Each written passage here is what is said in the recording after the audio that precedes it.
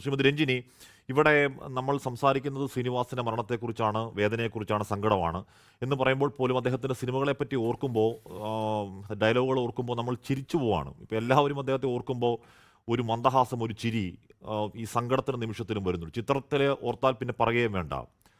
എങ്ങനെയാണ് ശ്രീനിവാസൻ എന്ന അതുല്യ നടനെ, അതുല്യ സംവിധായകനെ, അതുല്യ തിരക്കഥാകൃത്തിനെ താങ്കൾ ഓർക്കുന്നത് ശ്രീമതി രഞ്ജിനി? ശ്രീനി ചേട്ടൻ ഒരു ജീനിയസ് ആണ്. അത് മാത്രമല്ല നല്ലൊരു ഹ്യൂമൻ ബീങ്, വളരെ സിമ്പിൾ, എല്ലാവരും അപ്രോച്ച് ചെയ്ത ഒരു നല്ല ആളാ. ആ, സാധാരണ ആള് പോലെ തന്നെ. താൻ ഒരു വലിയ നടനോ സ്ക്രിപ്റ്റ് റൈറ്ററോ അങ്ങനെ ഒരു ചിന്ത ഇല്ലാതെ ഒരു സിമ്പിൾ പേഴ്സൺ. ഞാൻ ആദ്യം അങ്ങേരെ കണ്ടത് മുകുന്ദേട്ട സുമിത്ര വിളിക്കുന്നു ആ സെറ്റിലെയാണ്. അപ്പോ അന്ന് എനിക്ക് മലയാളം അറിഞ്ഞൂടാ. അപ്പോ തമിഴിലെയാണ് സംസാരിക്കുന്നത്. എനിക്ക് ഭയങ്കര ചിരി പറഞ്ഞത് ആ മുകുന്ദേട്ട സുമിത്രയെ വിളിക്കുന്നത് ഒരു സീനുണ്ട്. ഈ മിനിസ്റ്ററെ വിളിച്ച് തമിഴില് സംസാരിക്കും. ഒരു മലയാള കലർന്ന് ഒരു തമിഴിലെയാണ് സംസാരിക്കുന്നത്, മിക്സ് ചെയ്ത്. അത് അതെ. അതുപോലെ തന്നെ തമിഴില് റിയൽ ആയിട്ട് തമിഴില് എന്നോട് സംസാരിക്കുമ്പോൾ സെയിം സ്ലാങ് ആണ്. അപ്പൊ അത് ആ സീൻ തന്നെ ആ ചിരി ഉണ്ടല്ലോ. ചില സമയം ഒരു ആക്ടർ ചില ഒരു എന്താ പറയാ ഒരു സെർട്ടൻ സ്റ്റീരിയോ ടൈപ്പ് ആയിട്ട് ഒരു ചിരി ഉണ്ടാവും. പക്ഷേ ഇങ്ങേർക്ക് അങ്ങനെയല്ല. നമ്മൾ ഓരോരോ പടങ്ങൾ നോക്കിയാൽ ആ ചിരി തന്നെ ഡിഫറെന്റ് ആയിട്ട് ചിരിയാണ് ചിരിക്കുന്നത്. കുറെ പടങ്ങളുണ്ട്. നമ്മൾ നേരത്തെ പറഞ്ഞ പോലെ ഇഷ്ടം പോലെ ഒരു പടങ്ങളുണ്ട്. And say for example also in ചിത്രം ഓൾസോ ആ ചിരി തന്നെ കമ്പയറിംഗ് ടു മുകുന്ദേട്ട സുമിത്രയോ ചിത്രത്തിലെയും ഈ കോമഡി ചിരി വരുമ്പോ അങ്ങേരോട് ചിരി തന്നെ ഡിഫറൻസ് ഉണ്ട്. അതാണ് ഒരു ബ്രില്യൻറ്റ് ഒരു ആക്ടർ. അത് മാത്രമല്ല ഭയങ്കര ഇംപ്രൂവൈസേഷൻ ചെയ്യുന്ന ഒരു വ്യക്തിയാണ്. പിന്നെ അതുപോലെ തന്നെ ചിത്രത്തില് എനിക്ക് വളരെ ഇഷ്ടപ്പെട്ട ഒരു സീൻ എന്റെ ലൈഫിൽ, ഞാൻ അത് എപ്പോഴും എല്ലാവരോടും പറയും. ഈ ക്യാമറ എടുത്തിട്ട് ചേർന്നുള്ള കയറി അടിക്കുന്ന സീന്. അപ്പോ പൂർണ്ണം വിശ്വനാഥൻ അങ്കിൾ വന്ന് തട്ടും.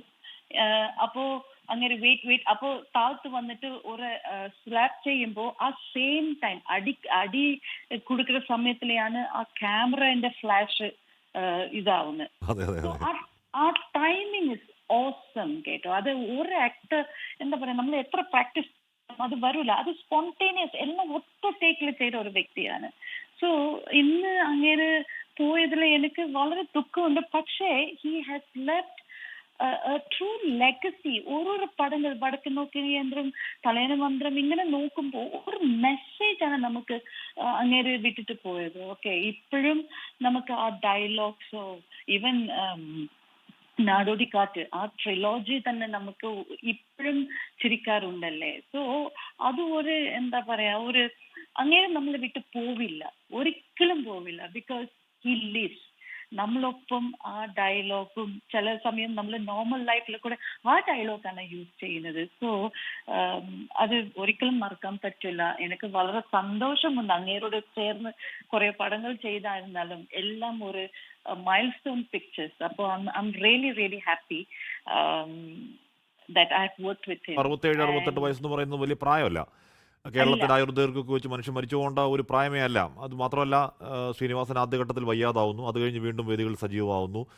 ആം, അദ്ദേഹം വീണ്ടും നർമ്മങ്ങൾ വളരെ സജീവമായി, നേരത്തെ ഉള്ളതിനേക്കാൾ വളരെ ഷാർപ്പായി വേദികളിൽ ഹാർഡായി നല്ല കട്ടിയുള്ള നർമ്മങ്ങൾ പറയുന്നു, ചിരിപ്പിക്കുന്നു.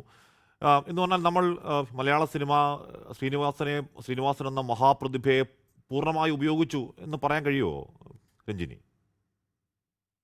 ഓഫ് കോഴ്സ് ഇപ്പൊ ലേറ്റസ്റ്റ് സ്റ്റേജിലല്ല, അങ്ങേര് നേരത്തെ എല്ലാം ചെയ്തിട്ടുണ്ടല്ലോ.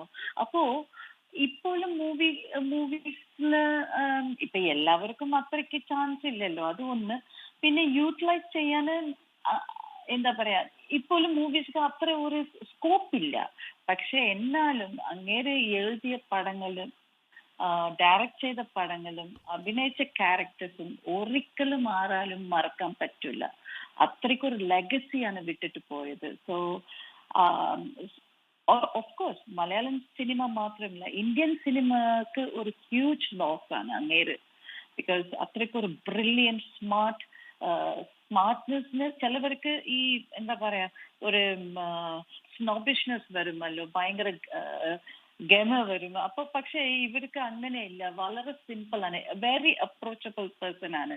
ഈ ഷോർട്ട് കഴിഞ്ഞാലും നോർമൽ ആയിട്ട്, ഈവൻ ഞാൻ കുറെ നാൾ കണ്ടിട്ടുണ്ട് അങ്ങനെ സിമ്പിൾ ആയിട്ട് നടന്നു പോകും റോഡില്.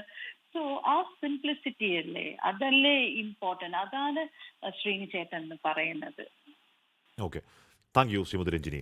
ലോകത്തെവിടെയായാലും ഏത് സമയത്തും 24 വാർത്തകളും ഓഗ്മെന്റഡ് റിയാലിറ്റി പാക്കേജുകളും എക്സ്പ്ലെയിനറുകളും വിശദമായി കാണാൻ ഞങ്ങളുടെ യൂട്യൂബ് ചാനൽ നിങ്ങൾക്ക് സബ്സ്ക്രൈബ് ചെയ്യാം.